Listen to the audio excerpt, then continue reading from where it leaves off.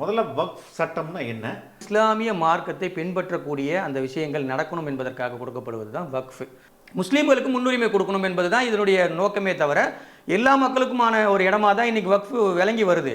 ஆனால் இதையெல்லாம் சீர்குலைக்கிற விதமாக தான் இது மாதிரியான சட்டங்களை கொண்டு வந்து இவர்களை நாடற்றவர்களாக அல்லது நிலமற்றவர்களாக மாற்றிட்டோம் அப்படின்னா ஒன்றும் இல்லாமல் ஆக்கிடலாம். ஏன்னா ஒவ்வொரு சட்டமாக கொண்டு வராங்க பாருங்க. சிஏஏ சட்டம் என்பது அது மதத்துக்கான ஒரு விஷயமா இருந்தாலும் இஸ்லாமியர்கள் நோக்கி தான் இந்த காயின் நகர்த்தப்படுது.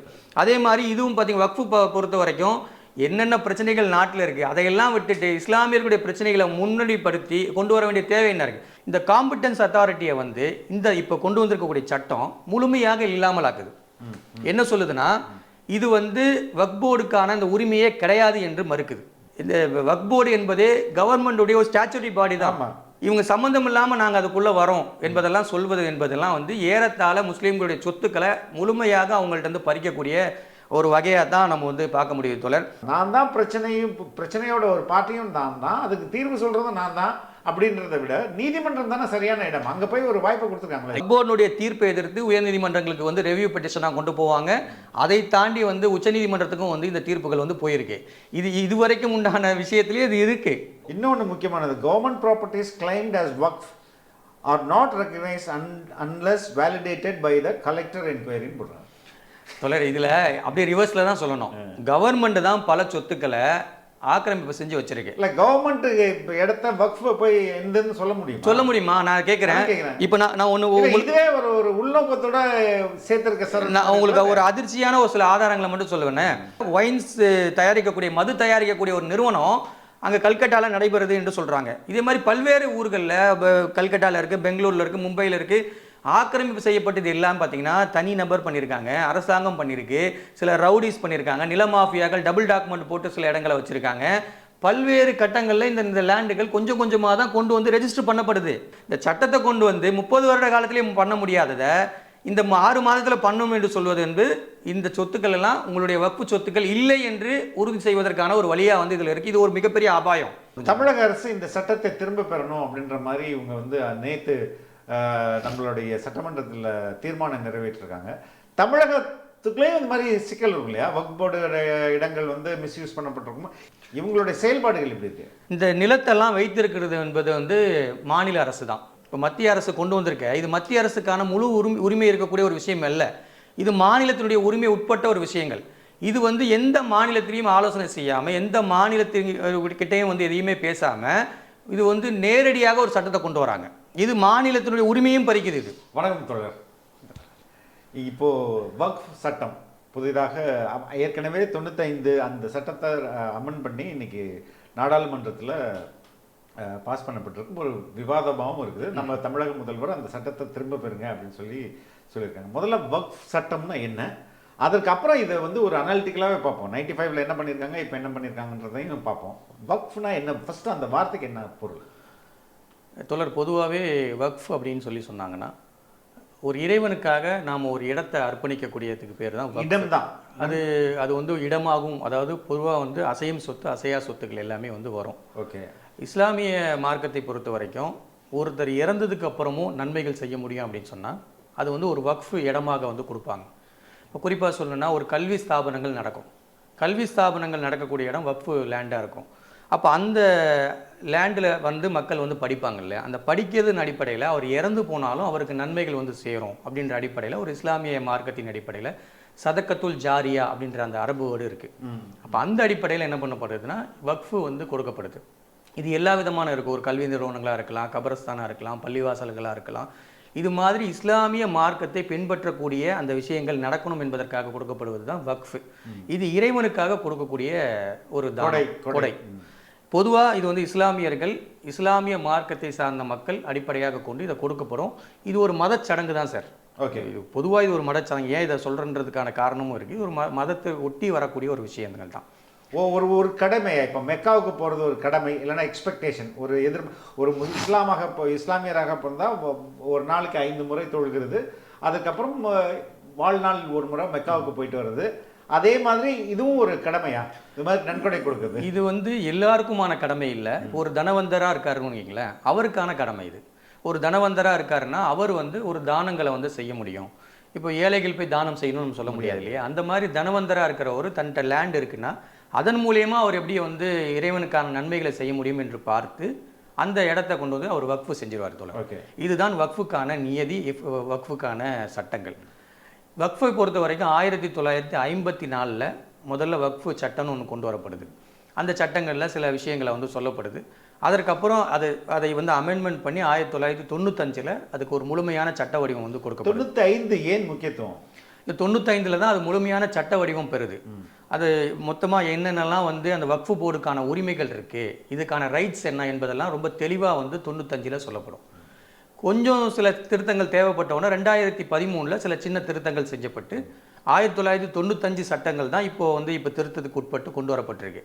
இந்த 3 சட்டங்கள் இயற்றப்படும் போதும் இஸ்லாமியர்கள் யாரும் ரோட்டுக்கு வந்து வீதியில் இறங்கி போராடல, எங்களுக்கு இந்த சட்டம் வேண்டான்னு சொல்லலை. காரணம் வந்து வக்ஃபு போர்டு என்பது இந்த வக்ஃபு செய்யக்கூடிய இந்த சொத்துக்களை பராமரிக்கக்கூடிய ஒரு போர்டு. இந்த போர்டுக்கான அதிகாரத்தை வந்து எப்படிலாம் கொடுக்கலாம், இவர்களுக்கான நியதி என்ன, இதில் எப்படி வந்து நியமனம் செய்யணும், அந்த போர்டு எப்படி இருக்கணும், இதற்கான மேலாண்மைக்கான சட்டங்கள் என்ன, இது மாதிரியான விஷயங்களை உள்ளடக்கியது தான் இந்த வக்ஃபு சட்டம். அப்போ அந்த சட்டத்தை வந்து முழுமையாக வந்து கொடுக்கப்படுது. இதற்கப்புறம் வந்து 95க்கு அப்புறம் 2013 சில திருத்தங்கள் தேவைப்படுது, அதை டிஜிட்டலைஸ் பண்ணணும் அப்படின்றதெல்லாம் வரப்போகுது. அதனால் அந்த நேரங்களில் அது கொடுக்கப்படுது. இதுதான் இதற்கான சட்டத்திட்டங்கள். ஆனால் இன்று 2024 கொண்டு வந்திருக்கக்கூடிய இந்த சட்டம் என்பது இது ஏறத்தாழ அந்த வக்ஃபு போர்டுக்கான எல்லா உரிமைகளையும் பறிச்சிடுது. எப்படி? ஒன் பை ஒன்னாக சொல்லுங்கள். போகலாம். இப்போ இது இந்த சட்டத்தை பற்றி சொல்லணும்னா, இஸ்லாமியர்களுடைய உரிமைகளை பறிப்பது, இஸ்லாமியர்கள் நாடற்றவர்களாக அல்லது நிலமற்றவர்களாக மாற்ற வேண்டும், அதுதான் அவங்களுடைய நிலைப்பாடு. இப்போ குறிப்பாக சொல்கிறேன்னா, இப்போ வக்ஃபு போர்டுக்கான சட்டம் என்பது இந்த 1995 சட்டத்தின் அடிப்படையில் செக்ஷன் 40 என்ன சொல்லுதுன்னா, காம்பிட்டன்ஸ் அத்தாரிட்டின்னு ஒன்று சொல்லுது. ஆமாம். காம்பிட்டன்ட் அத்தாரிட்டின்னு சொன்னால் அந்த சொத்துக்கான இப்போ நாளைக்கு ஏதாவது ஒரு டிஸ்பியூட் வருதுன்னா அந்த சொத்துக்காக நின்று வாதாடக்கூடியவர்கள் யாராக இருப்பாங்கன்னா வக்ஃப் போர்டு தான் அதுக்கான அத்தாரிட்டி. இந்த காம்பிட்டன்ஸ் அத்தாரிட்டியை வந்து இப்போ கொண்டு வந்திருக்கக்கூடிய சட்டம் முழுமையாக இல்லாமல் ஆக்குது. என்ன சொல்லுதுன்னா, இது வந்து வக்ஃப் போர்டுக்கான அந்த உரிமையே கிடையாது என்று மறுக்குது. இப்போ காம்பிட்டன்ஸ், இப்போ ஒரு சொத்தை வந்து ஒரு நபர் வந்து தானம் செய்கிறாருன்னா அந்த ட்ரிபியூனல் சொல்கிறீங்களா நீங்கள்? ட்ரிபியூனல் மட்டும் இல்லை, வக்ஃபு போர்டு. இப்போ நீங்கள் கேட்குறீங்களா இந்த சொத்துக்கு யார் உரிமையாளர்னு கேட்பீங்களே. இப்போ ஒரு சொத்தை வந்து தானம் செஞ்சிட்டார் அப்படின்னா அந்த சொத்துக்கான உரிமையாளராக வந்து அவர் இருக்க முடியாது, அவர் திரும்பவும் பெற முடியாது. இப்போ உதாரணத்துக்கு ஒருத்தர் வக்ஃபு செஞ்சிட்டார் அப்படின்னா அந்த வக்ஃபு சொத்தை நாளைக்கு என்னுடைய குடும்பத்திலேருந்து யாராவது வந்து திரும்ப தாங்கன்னு கேட்கக்கூடாது தான், அதுதான் சட்டம். அதே மாதிரி நான் பின்னாடி யாரும் வந்து வழக்கு போட்டு எனக்கு இந்த சொத்தை தாங்கன்னு கேட்க முடியாது. இதெல்லாம் அந்த சட்டத்தில் வந்து கிளியராக இருக்குது. அப்போ எப்படின்னா அப்போ அதற்கான உரிமையாளராக யார் இருப்பா, அதை யார் வந்து பராமரிப்பா, யார் வந்து அதை நிர்ணயம் செய்வா என்று பார்த்தால் இந்த வக்ஃபு போர்டு தான் அதை மேனேஜ்மெண்ட் பண்ணும். அப்போ வக்ஃபு போர்டுக்கு அந்த காம்பிட்டன்ஸ் அத்தாரிட்டியை கொடுத்தா தானே, சட்ட ரீதியான அங்கீகாரத்தை கொடுத்தா தானே நாளை பின்னாடி ஏதாவது ஆக்கிரமிப்பு இருந்தால் அந்த சட்டத்தை கொண்டு வர முடியும், அந்த லேண்டை வந்து நம்மளுக்கு ஓன் ஆக்கிக்க முடியும் என்று அந்த காம்பிட்டன்ஸ் அத்தாரிட்டி அந்த செக்ஷன் 40 கொடுக்குறாங்க. இப்போ இந்த சட்டத்தில் அதை மொத்தமாக எடுத்துட்டு அதை ரிமூவ் பண்ணிட்டாங்க. அதை கலெக்டர் கொடுத்துருக்காங்க. இப்போ அதை கொண்டு போய் என்ன பண்ணுறாங்கன்னா, மொத்தமாகவே ஒரு சொத்தை வந்து உறுதி செய்வாங்கல்ல. இப்போ ஒரு கமிட்டி இருக்குது, ஒரு வக்ஃப் போர்டு இருக்குது, அதில் வந்து இன்ஸ்பெக்டர் இருப்பார், சூப்பர்வைசர் இருப்பார், அது ஒரு பேனல். அது இப்போ இவங்கெல்லாம் அவங்கவுங்களுடைய வேலைகளை போய் பார்த்து ஒரு இடத்துல இருக்கக்கூடிய லேண்டை போய் இந்த லேண்டு வக்ஃப் போர்டுக்கு சொந்தமானது தானா என்பதை வந்து பார்ப்பாங்க. பார்த்து உறுதி செய்து வக்ஃப் போர்டுக்கு சொந்தமான இடமாக இருந்தால் அதை வக்ஃப் போர்டில் கொண்டு வந்து சேர்ப்பதற்கான வேலைகளை வந்து பார்க்கணும்ல. எந்த ப்ராசஸையுமே இவர்கள் செய்ய முடியாமல் இதையெல்லாம் கொண்டு போய் கலெக்டர் கொண்டு போய் உரிமையை கொடுக்கும். அது கலெக்டரும் வந்து அதிகாரம் பெற்றவர் தானே, அவர் தானே நியூட்ரலான மேன். இப்போ வக்ஃப் போர்டு வந்து அது டிஸ்பியூட் பிரச்சனையை அது என்னோட இடம் தானே கிளைம் பண்ணும். அதுதான் தோழர். இப்போ ஒரு வக்ஃபு பொறுத்த வரைக்கும் ஒரு ப்ராப்பரா ஒரு மிடில் மேன், ரெண்டுக்கும் சாராதவர்னா ஒரு கலெக்டர் தானேன்னு கேட்குறேன். இல்லை, அப்படி சொல்ல முடியாது. இப்போ கலெக்டரை பொறுத்த வரைக்கும் இப்போ வக்ஃபு சொத்துக்களை பற்றி அது பேசிட்டா உங்களுக்கு இது புரிஞ்சிடும். வக்ஃபு சொத்துக்களை பொறுத்த வரைக்கும் ஏறத்தாழ ஒரு 1958 ஒரு நில அளவை செய்யப்படுது. நில அளவை செய்யப்பட்டு எதெல்லாம் வந்து வக்ஃபு சொத்து அப்படின்றதெல்லாம் வந்து உறுதி செஞ்சு அதை வந்து உங்களுடைய கெசட்லேயும் பெர்ஃபார்மர்லையும் கொண்டு வரப்பட்டிருக்கு.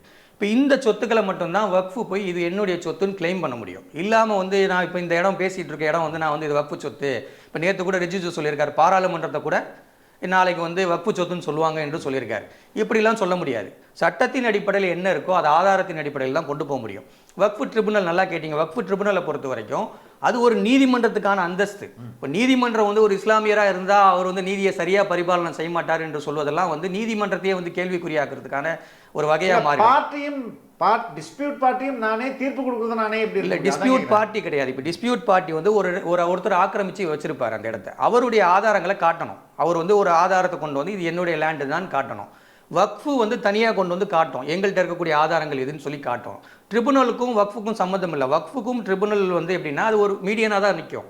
இப்போ இங்கே இருக்கக்கூடிய 2 டிஸ்பியூட் பர்சன்ஸ் தான் போய் அதை வந்து வாதாடுவாங்க. இது என்னுடைய லேண்டுன்னு வந்து உறுதி செஞ்சதுக்கப்புறம் இது யாருக்கு உறுதியாகப்படுதோ அந்த லேண்டு வந்து அவருக்கோ அல்லது வக்ஃபுக்கோ வரப்போகிறோம். இதுதான் ட்ரிபுனலுக்கான நியதி. ஆனால் இது கலெக்டராக இருக்கும் பட்சத்தில் இப்போ எங்களுக்கு என்ன இதில் வந்து அச்சம் இருக்குன்னா, கலெக்டர் வந்து கட்டாயமாக ஒரு அரசுக்கு கீழே வேலை செய்யக்கூடிய ஒரு ஊழியராக தான் இருப்பார். இப்போ அரசுக்கும் நம்மளுடைய வக்ஃபுக்கும் முன்னாடி நிறைய சொத்துக்கள் வந்து டிஸ்பியூட் இருக்குது கண்டிப்பாக. இப்போ அந்த லேண்டெல்லாம் இவர் யாருக்கு சாதகமாக இருப்பார்? நீங்கள் இப்படி கேட்டிங்கன்னா இந்த மாதிரி தான் அதுக்கு பதில் வரும்.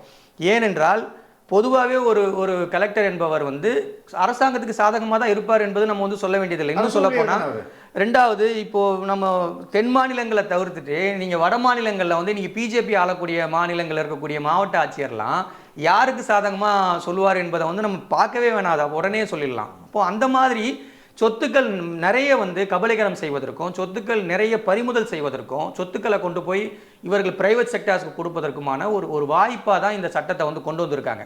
நான் கேட்குறேன் தோழர், ஒரு சட்டத்தில் திருத்தம் கொண்டு வரணும். திருத்தம்னா எத்தனை திருத்தத்தை கொண்டு வருவீங்க? 1 2 திருத்தத்தை கொண்டு வந்தீங்கன்னா நீ சட்ட திருத்தம் கொண்டு வரீங்கன்னு அர்த்தம். 44 திருத்தங்களை கொண்டு வந்திருக்கீங்க அப்படின்னா என்ன அர்த்தம்னா இந்த சட்டத்தையே மாற்றுறீங்க, ஆனால் திருத்தன்ற பேரில் சொல்கிறீங்க. ஏறத்தாழ 44 திருத்தம் என்பது இந்த சட்டத்தில் சொல்லப்பட்டிருக்கக்கூடிய எல்லா ஷரத்தையும் இது நீர்த்து போய் செஞ்சிருச்சு. இப்போ இருக்கக்கூடியது என்னென்னா ஒன்றுமே இல்லை, அந்த போர்டு என்பது சும்மா ஒரு கூடு மாதிரி இருக்கும், அவ்வளோதான். வேறு ஒன்றும் அதில் வந்து அதற்கான உயிரே கிடையாது அதுக்கு. இப்போ இது வந்து கலெக்டருக்கு கொண்டு போய் கொடுக்கப்பட்டால் ஏறத்தாழ சொத்துக்கள் வந்து மொத்தமாக பறிபோகும் என்கின்ற நிலைமை வந்து இருக்குது. ஒன்று. ரெண்டாவது, 5 வருடம் இஸ்லாமியராக ப்ராக்டிஸ் பண்ணணும் அப்படின்னு சொல்கிறாங்க. இப்போது இஸ்லாமியர்கள் அல்லாத மக்கள் கண்டிப்பாக வந்து வக்ஃபுக்கு வந்து லேண்டு வந்து கொடுத்துருக்காங்க. ஓகே, அது என்னென்ன காரணங்கள்னால் பல்வேறு காரணங்கள் இருக்குது. இப்போ உங்களுக்கு வந்து ஒரு சில நேரங்களில் தர்காவில் போய் ஒரு சில நேர்ச்சிகள் செய்வாங்க. அது நடைமுறைப்படுத்தப்படும் போது அவங்க என்ன பண்ணுவாங்கன்னா ஒரு சில லேண்டுகளை இந்த தர்காக்காக கொடுக்குறோம், இந்த பள்ளிவாசலுக்காக கொடுக்குறோம், என் நோய் நொடி நல்லா ஆச்சுன்னா நான் இது மாதிரி கொடுக்குறேன்னு சொல்லி நேர்ச்சி செய்யக்கூடிய பழக்கம் உள்ளவர்கள் தான் எல்லா இந்தியர்களும். இது தர்காவுக்கு கொடுப்பாங்க, பள்ளிவாசல் கொடுப்பாங்க, எல்லா பக்கமும் இருக்குது. இப்போ இப்படி இருக்கும் பட்சத்தில் இது மாதிரி லேண்டை வந்து கொடுப்பதற்கு இந்த சட்டம் மொத்தமாக தடை செய்யுது, கொடுக்க முடியாமல் செய்யுது. 5 வருடம் இஸ்லாமியர்களை ப்ராக்டிஸ் பண்ணணும் அப்படின்னு சொல்லி சொன்னால் முஸ்லீம்கள் மட்டும்தான் இங்கே லேண்டு கொடுக்கணும்னு சொல்லி வருது. இப்போது நீங்கள் மன்னர்கள் ஆட்சி செஞ்சாங்க தோழர், இதை பொறுத்த வரைக்கும் இஸ்லாமிய மன்னர்களை தாண்டி மதுரை ஆண்ட நாயக்கர்கள் கொடுத்துருக்காங்க, தஞ்சை ஆண்ட மராட்டியர்கள் கொடுத்துருக்காங்க, சேதுபதி மன்னர்கள், பாளையக்காரர்கள் என்று இவங்கெல்லாம் கூட லேண்டு கொடுத்துருக்காங்க. இவர்கள்லாம் எதுக்கு கொடுத்துருப்பாங்க? நீங்கள் வந்து ஒரு பள்ளிவாசலை கட்டிக்கிங்க, இந்த இடத்துல நீங்கள் ஒரு டெவலப்மெண்ட்டுக்கு வச்சுக்கிங்க, ஒரு மதர்சாக்கில் வந்து வச்சுக்கிங்க, ஒரு ஸ்கூல் கட்டிக்கிங்கன்ற மாதிரியான இடங்களை தான் கொடுக்கப்பட்டிருக்கோம். இப்போ இதையெல்லாம் யார் பராமரிக்கிறது? வக்ஃபு போர்டு தான் பராமரிக்கும். இதுக்கான ஓனர்ஸ் யார்? இப்போ வக்ஃபு போர்டு தான் வச்சுருப்பாங்க. அப்போ இந்த இந்துக்கள் வந்து கொடுத்துருக்காங்க சொத்துக்களை. இதே மாதிரி இஸ்லாமிய மன்னர்களும் நிறைய கோயில் கட்டுவதற்கு நவாபுகள், சுல்தான்கள் எல்லாம் கொடுத்துருக்காங்க. இது வந்து ஒரு செக்குலர் கண்ட்ரி தோழர். செக்குலர் கண்ட்ரியை பொறுத்தவரைக்கும் 2 பக்கமும் கோயில் கட்டுவதற்கும் அதே மாதிரி பள்ளிவாசல் கட்டுவதற்கும் 2 பக்கம் மியூச்சுவலாக கொடுத்துருப்பாங்க. ஆனால் இந்த சட்டம் என்பது 5 வருடம் இஸ்லாமியர்கள் ப்ராக்டிஸ் பண்ணாதான் கொடுக்கணும் என்று சொல்லும்போது இது வந்து ஏறத்தாழ இஸ்லாமியர்கள் அல்லாதவர்கள் இதில் வந்து சொத்து கொடுக்கக்கூடாதுன்னு சொல்லி வருது. அதை விட சொத்து கொடுக்கணும்னு ஒரு இஸ்லாமியர் வரான்னு வைங்களேன், இதுக்கு முன்னாடி வந்து வக்ஃப் போர்டு அணுகி நான் வந்து சொத்து கொடுக்கணும்னு சொல்லி சொன்னாங்கன்னா அங்கே இருக்கக்கூடிய ப்ராசஸ் வந்து ஒரு அப்ளிகேஷன் ஃபில் பண்ணணும், அதற்கான ஆதாரங்களை காட்டணும், கொள்ளணும். இப்போ என்னுடைய ஓன் சொத்தை நான் கொடுக்கணும் என்று வந்தால் இது மாதிரியான ப்ராசஸை ஃபாலோ பண்ணி முடிச்சிருவாங்க. ஆனால் இப்போ இருக்கக்கூடிய சட்டத்தின் அடிப்படையில் இவர் மாவட்ட ஆட்சியர்கிட்ட போகணும். மாவட்ட ஆட்சியர் என்ன பண்ணுவார்னா அவர் வந்து கலெக்டர் அந்த செக்கிங்லாம் அவர் பண்ணுவார். அவர் தான் வந்து ஃபுல் அந்த சர்வேலாம் அவர் பார்த்துட்டு எல்லாத்தையும் உறுதி செஞ்சதுக்கப்புறம் தான் இந்த லேண்டை இவர் கொடுக்கலாமா வேணாமான்னு முடிவு செய்வது கலெக்டராக மாறிடுறாரு. இப்போ நான் கேட்குறேன், இவர் கலெக்டர் ஆஃபீஸ்க்கு இத்தனை வாட்டி போய் வந்து, கலெக்டருக்கு இது மட்டும் பரிவியூ இல்லைல்ல, கலெக்டருக்கு பல்வேறு வேலைகள் இருக்குல்ல, இத்தனை வாட்டி போய் நின்று இதற்காக அலுக்கழிக்கப்பட்டு எல்லாம் செய்து இந்த சொத்தை கொண்டு வந்து வக்ஃப் போர்டு கொடுப்பாரா என்று சொன்னால் இஸ்லாமியர்களும் சொத்துக்களை கொடுக்க முடியாது. இப்போ இப்படியான ப்ராசஸ் முழுக்க 5 ஆண்டுகள் தான் குறைந்தபட்சம் 5 ஆண்டுகள் இஸ்லாமியராக இருக்கணும்னு சொல்லியிருக்கு. அப்போ அதை எப்படி கண்டுபிடிப்பாங்க? அதுவுமே வந்து இப்போ ஒரு கேள்விக்குறி தான். இப்போது இஸ்லாமியர்கள் ப்ராக்டிஸ்ன்னு சொல்கிறோம், ப்ராக்டிஸ் என்பது என்ன அளவுகோல்ன்றது இருக்குல்ல. இப்போ நான் சார்ந்திருக்கிற மதத்தில் மதம் மாறுறாங்க, இல்லைன்னா குழந்தைக்கு பேர் வைக்கிறாங்க, அதுதான் வந்து கிறிஸ்டியனைசேஷன். அப்போ ஒரு சர்டிஃபிகேட் இருக்கு, இந்த ஆண்டு இத்தனாம் தேதி இவர் வந்து ஞானஸ்தானம் கொடுக்கப்பட்டு கிறிஸ்டியனா மாறுறாருன்னு. அப்படி ஏதாவது சர்டிஃபிகேட் இருக்குதான்னு கேட்குறேன். இல்லையே. இப்போ இஸ்லாத்தை பொறுத்த வரைக்கும் நாங்கள் வந்து ஓர் இறை கொள்கையை ஏற்றுக்கொண்டாலே இஸ்லாமியர் என்று சொல்றோம். ஆமா, கலிமான்னு சொல்லுவாங்க. கலிமாவை முன்மொழிந்தார் என்றால் இஸ்லாமியர்கள் என்பதுதான் இஸ்லாத்துடைய சட்டமே. ஆனால் 5 வருடம் பிராக்டிஸ்ன்னு சொல்லி ஒரு அரசாங்கம் ஒரு சட்டம் கொண்டு வந்து அவர் தான் வந்து லேண்டு கொடுக்க வேண்டும் என்று சொன்னால் இது ஏறத்தாழ இங்கே வந்து லேண்டு கொடுக்கக்கூடாது என்பதற்கான ஒரு ஷர்த்தா வந்து நீங்கள் பார்க்கணும் தோழர். இதை விட மிக முக்கியமான ஒரு விஷயமா நீங்கள் பார்க்கப்படுவது வக்ஃபு போர்டு, வக்ஃபு கவுன்சில். மத்தியில் வந்து வக்ஃபு கவுன்சில், இங்கே வக்ஃபு போர்டு என்று இருக்கு.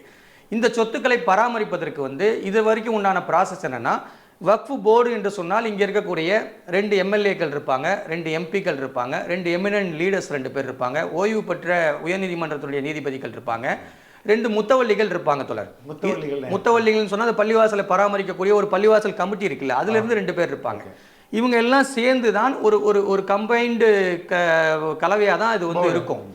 இப்போ என்ன பண்றாங்கன்னா, இதற்குள்ள 2 நான் முஸ்லீம்களை கொண்டு வரணும்னு சொல்றாங்க. பிளஸ் 2 முஸ்லீம் பெண்களையும் கொண்டு வரணும்னு சொல்றாங்க. முஸ்லீம் பெண்கள் வந்து அது ஏற்கனவே இருக்கக்கூடிய சட்டத்திலே இருக்கு தோழர். நீங்க வந்து 95 சட்டத்தில் நீங்க பாத்தீங்கன்னாலே பெண்களை 2 பேர் கொண்டு வரணும்னு சொல்லியிருக்கோம். நம்ம ஸ்பெசிஃபிக்கா சொல்றாங்க, அது வந்து mandate to have 2 Muslim women and representation from Shia, Sunni, Bora, Agani, இது மாதிரி இந்த கம்யூனிட்டிலேருந்தும் சேர்க்கணும் அப்படின்னு சொல்லியிருக்காங்களே. அதான் சார், இப்போ பெண்களை பொறுத்த வரைக்கும் ஏற்கனவே பல்வேறு மாநிலங்களில் அவங்க வந்து உறுப்பினராக இருக்காங்க. இப்போ நம்ம மாநிலத்தில் இப்போ கரண்ட் ப்ராசஸில் கூட 2 பெண்கள் ஏற்கனவே உறுப்பினராக இருக்காங்க. சேர்மன் போடுவாங்கல்ல, சேர்மனாக கூட அதிமுகவுடைய ஒரு பீரியடில் வந்து சேர்மனாக இருந்ததே வந்து பெண்கள் இருந்திருக்காங்க. இதில் எந்த ரெஸ்ட்ரிக்ஷனும் நமக்கு கிடையாது. இது வந்து மற்ற ஸ்டேட்டுகள்லையும் இந்த ப்ராசஸ் பண்ணியிருக்காங்கன்றதெல்லாம் வந்து நமக்கு ஸ்டடி பண்ணிக்கலாம் அந்த கமிட்டியை பொறுத்த வரைக்கும். ஆனால் இஸ்லாமியர்களாக தான் இருப்பாங்க. இதுதான் வந்து மெயின் காரணம். இப்போ என்ன பண்ணப்படுதுன்னா, இதில் இஸ்லாமியர்கள் அல்லாதவர்களை கொண்டு வந்து திணிக்கும் போது என்ன நடக்கும்னா, அவர்கள் நோக்கத்திற்கு நம்ம சொல்ல முடியாது. இப்போ இன்னொரு விஷயத்தை அவங்க சொல்கிறாங்க, ஏற்கனவே இந்த வக்ஃபு கவுன்சிலில் வந்து 14 பேர் தான் இது வரைக்கும் இருந்தது, அதாவது மத்தியில் சொல்கிறேன். இப்போ அதை வந்து 22 மாற்றுறாங்க. 22 மாற்றிட்டு 10 பேருக்கான டெஃபினிஷனை மட்டும்தான் இந்த ஷரத்தில் கொண்டு வரப்படுது. உதாரணத்துக்கு 10 பேருடைய டெஃபினிஷன் என்ன, 8 பேர் வந்து ஆண்களாகவும் 2 பேர் பெண்களாகவும் 10 பேர் இஸ்லாமியர்கள் இதில் இருப்பாங்கன்னு சொல்கிறாங்க. மீதமுள்ள 12 பேர் இருக்காங்களே, அந்த 12 பேர் யார் என்பதை சொல்லலை. அதை எப்படி நேற்று ரெஜிஸ்டர் சொல்கிறாருன்னா, அங்கே இருக்கக்கூடிய எம்எல்ஏக்கள், அங்கே இருக்கக்கூடிய எம்பிக்கள் வந்து வருவாங்கன்னு கேட்குறேன். நான் கேட்குறேன், பிஜேபி ஆளக்கூடிய மாநிலத்தில், பிஜேபி கிட்டே இருக்கக்கூடிய அரசாங்கத்தில் எங்கே வந்து முஸ்லீம் எம்பிக்கள் இருக்காங்க, எங்கே வந்து முஸ்லீம் எம்எல்ஏக்கள் இருக்காங்க? ஒரு இடத்துல கூட முஸ்லீம் எம்எல்ஏக்களோ எம்பிக்களோ இல்லாத இந்த பிஜேபி இங்கே இருக்கக்கூடிய மீதமுள்ள 12 பேரை யாரை ஃபில் பண்ணும்? அப்போ இஸ்லாமியர்கள் அல்லாதவர்கள் அதிகமாக வருவதற்கான வாய்ப்பை ஏற்படுத்த தான் இந்த ஷரத்தையே கொண்டு வராங்க. அவர் அதை டாக்டிக்ஸாக எப்படி சொல்கிறாங்கன்னா, 2 பேரை தான் நாங்கள் வந்து கொண்டு வருவோம் என்று சொல்லிட்டு மீதமுள்ளவர்கள்லாம் பொறுப்பின் அடிப்படையில் உள்ள வருவாங்கன்னு சொல்கிறாங்க. அந்த பொறுப்பின் அடிப்படையில் உள்ள வருவது கூட இதுவரைக்கும் உண்டான ப்ராசஸ் வந்து அவர்கள் இஸ்லாமியர்களாக இருந்தால் மட்டும்தான் உள்ள வர முடியும். இப்போ இங்கே தமிழ்நாடுடைய போர்டை நீங்கள் எடுத்துக்கிட்டிங்கன்னா 2 அட்வொகேட்ஸ் வந்து வரணும். 2 அட்வொகேட்ஸும் அவங்க இஸ்லாமியர்களாக இருந்தால் மட்டும்தான் உள்ளே வர முடியும். ஏன் நான் இதை சொல்கிறேன்னா தோழர், இதில் ஒரு முக்கியமான விஷயம் இருக்குது. இது வந்து ஒரு இஸ்லாமிய நோக்கத்தின் அடிப்படையில் கொடுக்கக்கூடிய ஒரு தானம். இப்போ இந்த நோக்கத்தின் அடிப்படையில் வந்து விஷயங்களை நீங்கள் பேசும்போது அந்த ஃபெய்த் உங்களுக்கு இருக்கணும். நீங்கள் அந்த ஃபெய்த் இல்லாத பட்சத்தில் நீங்கள் நின்று இது சாதாரணமாக ஒரு மேனேஜ்மெண்ட் கிடையாது, இது ஒரு மதச்சடங்குக்கான ஒரு விஷயம். இப்போ இந்த மதச்சடங்குகளை நீங்கள் பேசுவதற்கு நீங்கள் அதை மதத்தை சார்ந்த அல்லது அந்த மதத்தின் மீது நம்பிக்கை கொண்டவர்களாக நீங்கள் இருக்கணும். இப்போ நாங்கள் கேட்குறது தான், இப்போ நீங்கள் வந்து தேவஸ்தான போர்டில் கொண்டு போய் ஒரு இஸ்லாமியர்களை போடுவீங்களா, அல்லது வேறு சில கோயில்களில் இருக்கக்கூடிய போர்டுகளில் கொண்டு போய் போடுவீங்களான்னா நாங்களே அதை வேணான்னு சொல்கிறோம். அப்படி செய்யக்கூடாது, நோக்கத்துக்கு மாறானது. அந்த ஃபெய்த் இருக்கக்கூடிய மக்கள் தான் அங்கே இருக்கணும். அப்போ இது வாண்டடாக திணிக்கப்படுது என்று சொன்னால் இதை இன்னும் ஒரு கபலீகரம் செய்வதற்கான ஒரு வழியாகத்தான் இந்த இஸ்லாமியர்கள் அல்லாதவர்களை நியமிப்பது என்ற அந்த சரத்தை கொண்டு வந்து வச்சுருக்காங்க தோழர். இதை விட இன்னொரு முக்கியமான விஷயம் என்னென்னா, லிமிட்டட் ஆக்ட் அப்படின்னு சொல்லக்கூடிய ஒரு ஷரத்து இருக்குது. இப்போ லிமிட்டட் ஆக்ட் அப்படின்னு சொன்னால், இப்போ இது வந்து ஹெச்ஆர்என்சிக்கும், அதாவது இந்து அறநிலைத்துறைக்கும் வக்ஃபுக்கும் இது வரைக்கும் பொருந்தாமல் இருந்தது. ஒரு சொத்தை வந்து இது வக்ஃபுனுடைய சொத்து, இது ஒரு இந்து அறநிலைய சொத்துன்னு கண்டுபிடிக்கும் போதே அந்த வருஷம் வந்து ஒரு 25 ஆண்டு காலத்துக்கு அப்புறம் இருக்கும். ஆக்குபை பண்ணி ரொம்ப காலம் வச்சுருப்பாங்க, அல்லது ஒரு 50 ஆண்டு காலம் கூட இருக்கும். நம்ம அதை கண்டுபிடிக்கும் போது அதுக்கான வருஷங்களை சொல்ல முடியாது. அப்போ அந்த லிமிட்டேஷன் ஆக்ட்னு சொல்லுவோம். இது வந்து யாருக்கு பொருந்தாதுன்னா இந்த 2 பேத்துக்கும் பொருந்தாமல் இருந்தது. இப்போ இந்த வக்ஃபு சட்டத்தில் வந்து லிமிட்டேஷன் ஆக்டை கொண்டு வந்து வைக்கிறாங்க. இதில் என்ன பிரச்சனை இருக்குன்னா, 12 வருஷம் ஒருத்தர் அந்த இடத்துல இருந்துட்டாருன்னா அவருக்கு அந்த இடம் சொந்தம் என்று சொல்லுது இந்த சட்டம். இப்போ நீங்கள் வந்து ஆக்கிரமிப்பு செஞ்சு வச்சுருக்காங்க. இப்போ நாங்கள் சொல்கிறோம், சச்சார் சொல்கிறாரு, நாங்கள் விடுங்க, சச்சார் சொல்கிறாரு, சச்சாருடைய ஆய்வுக்கு அறிக்கையில் சொல்லுது ஏறத்தாழ 60% மேலே சொத்துக்கள் வந்து ஆக்கிரமிப்பில் இருக்குன்னு சொல்கிறாரு. 60% மேலே ஆக்கிரமிப்பு யார் வச்சுருக்கா? அரசாங்கம் வச்சுருக்கு. அதே மாதிரி தனிநபர் வச்சுருக்காங்க, கார்பரேட்டர்ஸ் வச்சுருக்காங்க, ப்ரைவேட் செக்டர்ஸ் வச்சுருக்காங்க. இவங்கெல்லாம் வந்து சொத்துக்களை வச்சுருக்காங்க.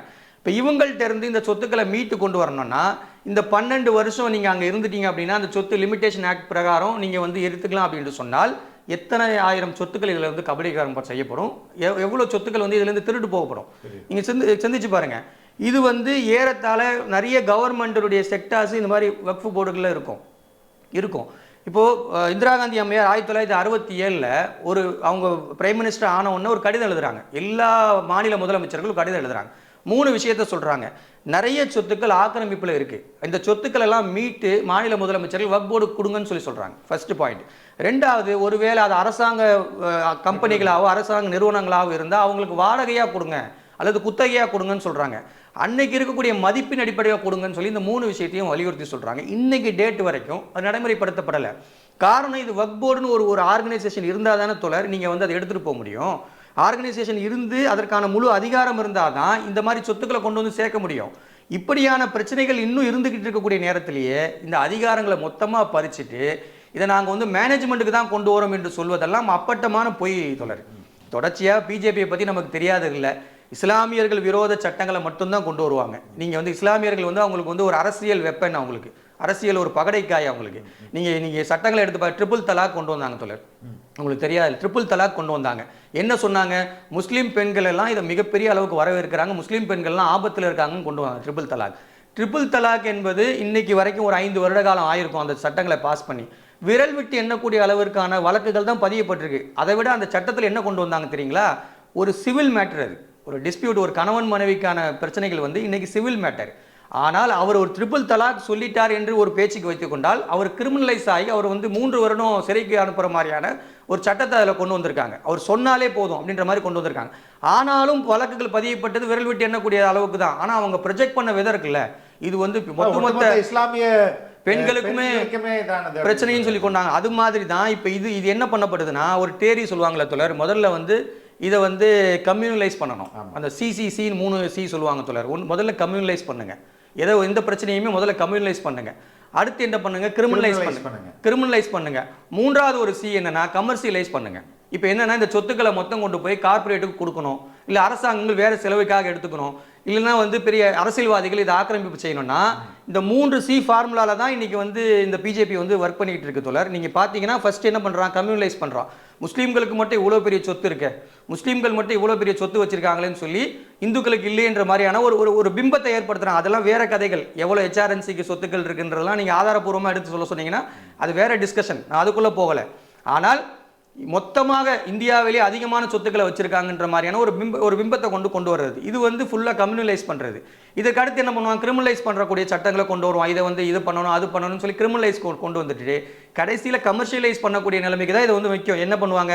சொத்துக்களை கொண்டு போய் வச்சாங்க, விற்பாங்க. 370 ஆர்டிகல் 370 நீக்கினாங்களே தோழர் காஷ்மீரில். அவங்க சொன்ன காரணம் என்ன? அங்கே வந்து யாரும் சொத்து வாங்க முடியல, அதானே, வேற எதுவும் இல்லை. ஆர்டிகல் 370க்கு அவங்க சொன்ன காரணம் அங்க இருக்கக்கூடிய காஷ்மீர்ல சொத்துக்களை வாங்க முடியல. இந்தியாவுடைய பார்ட் தான் காஷ்மீர். அங்க எது எல்லா இந்தியர்களும் சொத்து வாங்க முடியும், அப்படி முடியணும் அப்படின்றதுக்காக தான் கொண்டு வரப்பட்டது. அப்ப ஏறத்தாழ நான் சொன்ன இந்த சிசிசில ஒரு கமர்ஷியலைஸ் தான் கடைசியில வந்து நிக்குது. அப்ப இப்படியான ஒரு பெரிய ஒரு திட்டத்தை வகுத்து தான் தோழர் இந்த மாதிரியான சட்டங்களை வந்து கொண்டு வரப்படுது. இது நான் என்ன கேட்கிறேன்னா, இதெல்லாம் முஸ்லீம்களுக்கான ரைட்ஸ். ஆர்டிகல் 26 என்ன சொல்லுதுன்னா, ஒரு மத நிறுவனங்களை அவங்களே நிர்வகிக்கலாம் என்பதை வந்து ஆர்டிகல் 26 முழுமையா கொடுத்துருக்கு.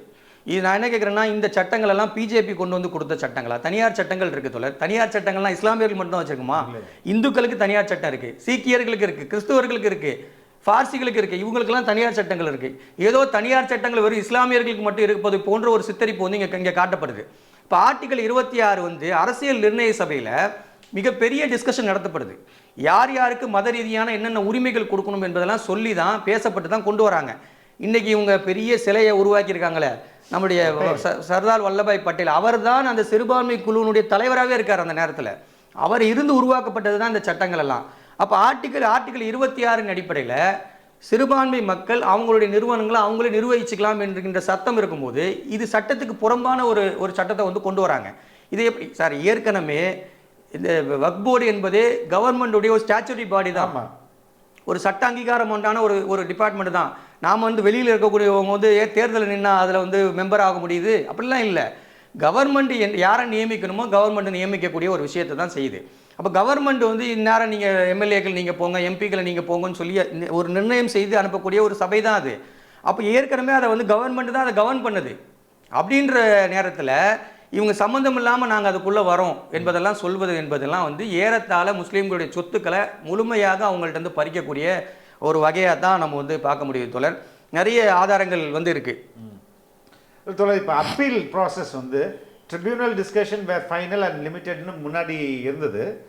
ஆனால் இப்போ வந்து அதை ஹைகோர்ட் வரையும் கொண்டு போயிருக்காங்க. வித்தின் 90 டேஸில் நீங்கள் வந்து ஹைகோர்ட்லேயும் போய் அப்பீல் பண்ணலாம் அப்படின் போது அதுதானே ரொம்ப நேர்மையான கோர்ட்டு தானே முடிவு பண்ணணும்.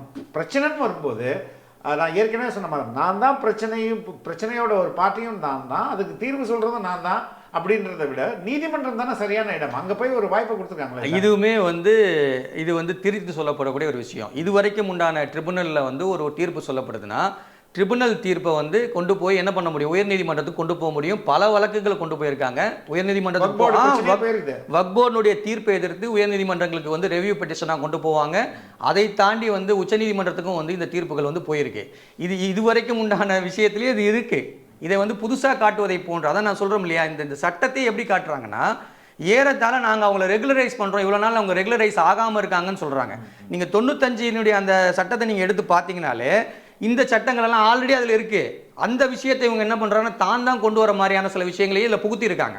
இப்போ அந்த இதெல்லாம் நீங்கள் பெண்கள் நீங்கள் சொல்கிறீங்க, பெண்கள் பெண்கள் வந்து போடணும், எல்லா முஸ்லீம் கம்யூனிட்டிலேருந்தும் வரணும் அப்படின்லாம் எல்லாமே சட்டம். நீங்கள் 95 சட்டத்தை எடுத்து பார்த்தீங்கன்னா இது எல்லாமே இருக்குது. ஆனால் இவர்கள் கொண்டு வரக்கூடிய இந்த அட்மினிஸ்ட்ரேஷன் விஷயங்கள், இந்த அதிகாரத்தை பகிர்வு கொடுக்கறது மாதிரியான விஷயங்கள் தான் இதில் வந்து ரொம்ப மிக மோசமாக பார்க்கப்படுது. இஸ்லாமியர்கள் அல்லாதவர்கள் வந்து இதில் உறுப்பினராக வந்து வரணும், இஸ்லாமியர்கள் அல்லாதவர்களுக்கு சொத்தே கொடுக்க. நான் கேட்குறேன் தோழர், இஸ்லாமியர்களோட சொத்து கொடுக்கக்கூடாது இல்லை? அப்போ இஸ்லாமியர்கள் அல்லாதவர்கள் மட்டும் ஏன் போர்டுக்குள்ளே வரணும்? லாஜிக்கலாக தானே இருக்கு. இஸ்லாமியர்கள் அல்லாதவர்களுக்கு சொத்து கொடுக்கக்கூடாது, ஆனால் இஸ்லாமியர்கள் அல்லாதவர்கள் போர்டுக்குள்ளே வரணும் என்பது இது ஏதோ ஒரு காரணத்துக்காக கொண்டு வரப்படுதுன்னு நம்மளை நல்லா தெரியாது. இன்னொன்று, எல்லா சொத்துக்களையும் ரெஜிஸ்டர் பண்ண வேண்டியதில்லை அப்படின்ற மாதிரி இருந்தது. இப்போ இந்த ஆக்ட் படி எல்லா சொத்துக்களையும் ரெஜிஸ்டர் பண்ணணும் அப்படின்னு தானே சொல்லியிருக்காங்க. இதில் அது சொல்லியிருக்காங்க, registration on central portal within 6 months extended by tribunal or legal rights. அது ரெஜிஸ்டர் பண்ணணும் ஒரு கவர்மெண்ட் போர்ட்டல்னு சொல்லலாம். அது நல்லது தானே தொடர். இது அந்தந்த கவர்மெண்ட்டு முன்னாடியே வந்து இதை டிஜிட்டலைஸ் பண்ணணும், இது வந்து சொத்துக்களை வந்து உள்ளே கொண்டு வரணும் என்று சொல்லி நிறைய இடங்களில் பண்ணிட்டு தான் இருக்காங்க. அந்த ப்ராசஸ் இஸ் கோயிங் ஆன் தான். இப்போது இது வந்து ஒட்டுமொத்தமாக எல்லா சொத்துக்களையும் ஆதாரத்தின் அடிப்படையில் வழக்குகள் இருக்கும், அந்த வழக்குகள்லாம் முடிந்தால் தான் சொத்துக்கள் எல்லாம் உள்ளே வரும்ன்ற மாதிரி பல்வேறு கட்டங்களில் அது போயிட்டே தான் இருக்கும். இந்த சொத்துக்களை பொறுத்த வரைக்கும் ஆதாரத்தின் இருக்கக்கூடிய சொத்துக்களை தாண்டி இப்போ நீங்கள் வக்ஃபு வந்து சுதந்திரத்துக்கு முன்னாடியே அந்த வக்ஃபுகள் வந்து கொடுக்கப்பட்டாங்க. நீங்கள் சுதந்திரத்துக்கு முன்னாடிலாம் ரெஜிஸ்ட்ரேஷன் ஆக்டே வரல. இப்போ நான் ஒரு சொத்தை வந்து அந்த நேரத்தில் நான் வந்து உங்களுக்கு வக்ஃபு செய்கிறோம் அப்படின்னா இந்த சொத்து வக்ஃபு செய்கிறோம் அப்படின்னு சொல்லி தான் சொல்லியிருப்போம். ஓரல் இதுதான் இருக்கும், ஓரல் ஸ்டேட்மெண்ட் இருக்கும். அப்போ அந்த சொத்துக்கள் பல்வேறு காலகட்டங்களில் மாறி வந்து இன்றைக்கி அது வக்ஃபு வந்து வச்சுருப்பாங்க அந்த சொத்தை. இவங்களுக்கான ஆதாரங்கள்லாம் எதுவும் இல்லை. இப்போ இதில் என்ன ஒரு செக் இருக்குன்னா, இந்த சட்டம் பாஸ் ஆன 6 மாதத்துக்குள்ளே இந்த சொத்துக்கள்லாம் இருக்குல்ல, இது பல்வேறு விதமான சொத்துக்களாக இருக்கும். இந்த சொத்துக்களை முழுக்க நீங்கள் கொண்டு வந்து என்ன பண்ணணும்னா ரெஜிஸ்ட்ரேஷன் பண்ணணும். இதுக்கான டாக்குமெண்ட் ரெடி பண்ணுவேன். நான் என்ன கேட்குறேன் தோழர், 95 சட்டம் பாஸ் ஆச்சு, இன்றைக்கி 2025 உட்காந்துருக்கோம். 30 வருட காலம் ஏறத்தாழ. 30 வருட காலத்தில் பண்ண முடியாது, 6 மாதத்தில் பண்ண முடியுமா? 6 மாதத்துக்குள்ளே அந்த சொத்தை கொண்டு வந்து இவர் வந்து வக்ஃபு சொத்துன்னு சொல்லி நான் அவர் காட்டலை அப்படின்னா அந்த சொத்தை ஆக்கிரமிப்பு என்று சொல்லி அரசாங்கங்கள் எடுத்துக்கும் என்று பார்த்தால் இதுலேயும் பல சொத்துக்கள் போகும். இன்னொன்று முக்கியமானது, government properties claimed as Waqf are not recognized unless validated by the collector inquiry போடுறாங்க. சொல்ல இதில் அப்படியே ரிவர்ஸில் தான் சொல்லணும். கவர்மெண்ட் தான் பல சொத்துக்களை ஆக்கிரமிப்பு செஞ்சு வச்சிருக்கு. இல்லை கவர்மெண்ட் இடத்த வக்ஃப் போய் எந்தன்னு சொல்ல முடியுமா? நான் கேட்குறேன். இப்போ நான் ஒன்று இதுவே ஒரு உள்நோக்கத்தோட சேர்த்துருக்க சார். நான் உங்களுக்கு ஒரு அதிர்ச்சியான ஒரு சில ஆதாரங்களை மட்டும் சொல்லுவேன். டெல்லியினுடைய நம்மளுடைய வக்ஃப் போர்டுடைய சேர்மன் அவர் வந்து ஒரு கான்ஃபரன்ஸில் பேசுகிறார். அவர் பேசும்போது அவர் ஒரு ஆதாரத்தை கொண்டு வந்து வச்சு பேசுகிறார். அவர் என்ன சொல்கிறாருன்னா, டெல்லியினுடைய கல்ஃப் கிரவுண்ட் இருக்குல்ல, கல்ஃப் கிரவுண்டு இப்போ கவர்மெண்ட் தான் நடத்துகிறாங்க. அந்த கல்ஃப் கிரவுண்டு வந்து இது வந்து வக்ஃபு சொத்து என்று சொல்கிறார். அதே மாதிரி சிபிஐ ஆஃபீஸ் இருக்குது இன்றைக்கி, சிபிஐ ஆஃபீஸு இன்றைக்கி வந்து இது வக்ஃபு சொத்து என்று சொல்கிறார். அதே மாதிரி ஜவஹர்லால் நேரு ஸ்டேடியம் என்பது வக்ஃபு சொத்தில் இருக்குன்னு சொல்கிறார். மகாராஷ்டிராவில் அம்பானியுடைய வீடு நம்முடைய முகேஷ் அம்பானியுடைய வீடு வக்ஃபு சொத்துலேருந்து விற்கப்பட்டிருக்கு என்று சொல்கிறாங்க. ஆதாரத்தோடு பேசுகிறாங்க.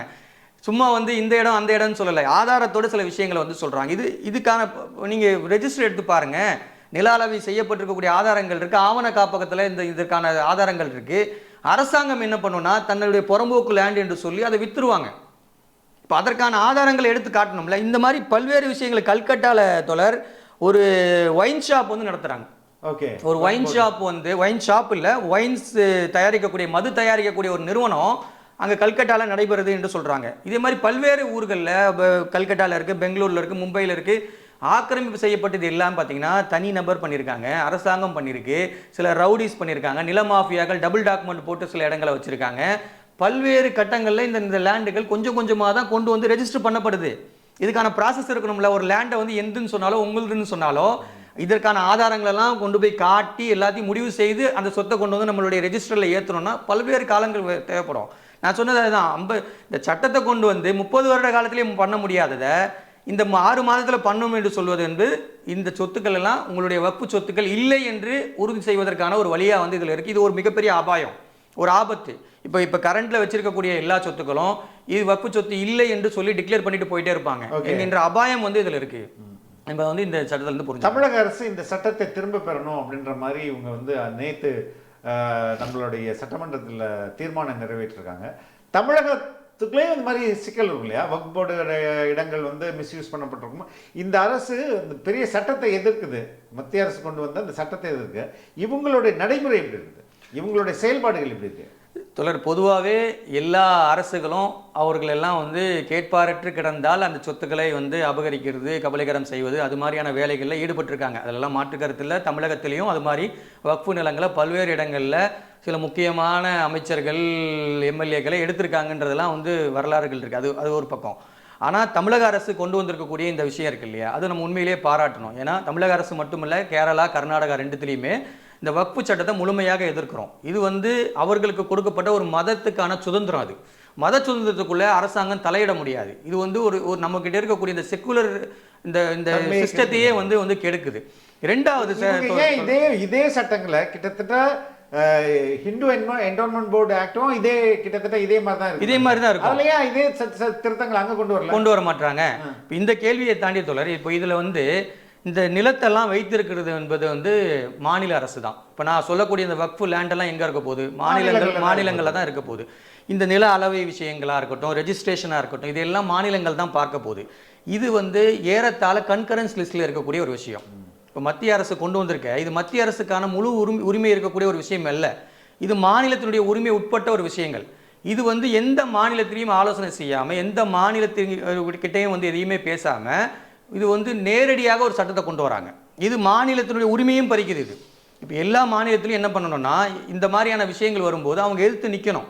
இப்போ இந்த 3 மாநிலத்தில் வந்து சட்டமன்றத்தில் தீர்மானம் நிறைவேற்றிருக்காங்க. எதிர்க்கட்சி உட்பட எல்லாரும் அதை ஆதரிச்சிருப்பது என்பது உண்மையிலேயே அது வரவேற்கக்கூடிய ஒரு விஷயம்தான். ஏன்னா இந்த மாதிரி வரும்போது தான் கன்கரன்ஸ் லிஸ்ட்டில் இருக்கக்கூடிய எல்லா விஷயங்களையும் பிஜேபி வந்து இன்னைக்கு எடுத்துகிட்டு போகுது அப்படின்றது நம்ம சொல்ல முடியும். அப்போ இது ஒரு மாநிலத்துக்கான உரிமையை வந்து பாதுகாத்திருக்காங்க, மாநில விஷயத்தில் வந்து அவங்க வந்து தலையிட்டு இருக்காங்க என்பதை கூட நம்ம வந்து ஒரு விஷயமா வந்து பார்க்க போகிறோம் தமிழ்நாட்டில்.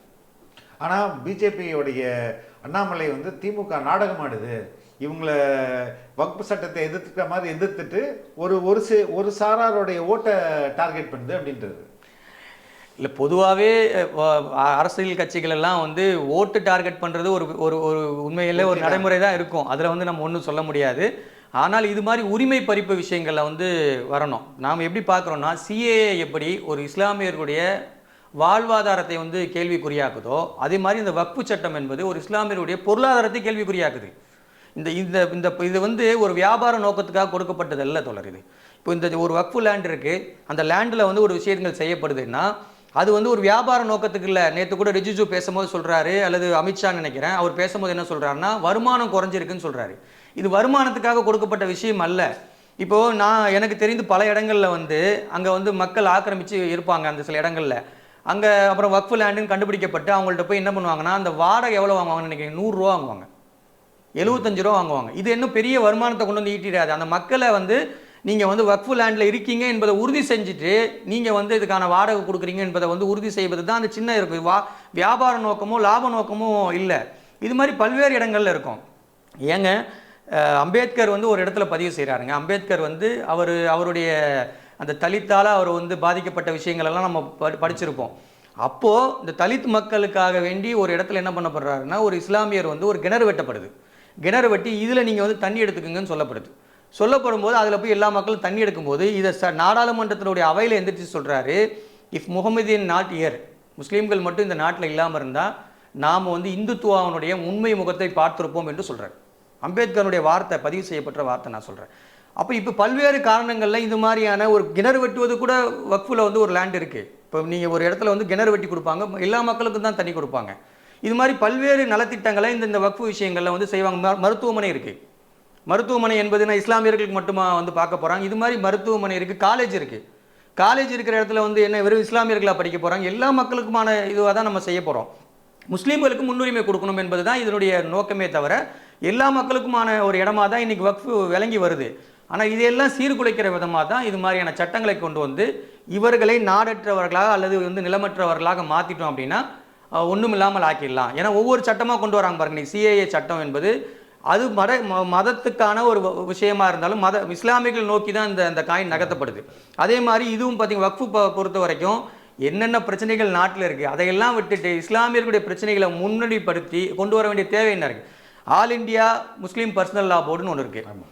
ஆல் இண்டியா முஸ்லீம் பர்சனல் லா போர்டை பொறுத்த வரைக்கும் அவங்க தான் இஸ்லாமியர்களுடைய ஏதாவது மாதிரி சட்ட விஷயங்களில் வந்து தலையிட்டு சில விஷயங்களை வந்து சொல்லுவாங்க. ஒட்டுமொத்த முஸ்லீம்களுக்கான பிரதிநிதியாக அவங்க டெல்லியில் உட்காந்துருக்காங்க. இதிலெல்லாம் வந்து ஏன் கருத்து கேட்க மாட்டீங்க?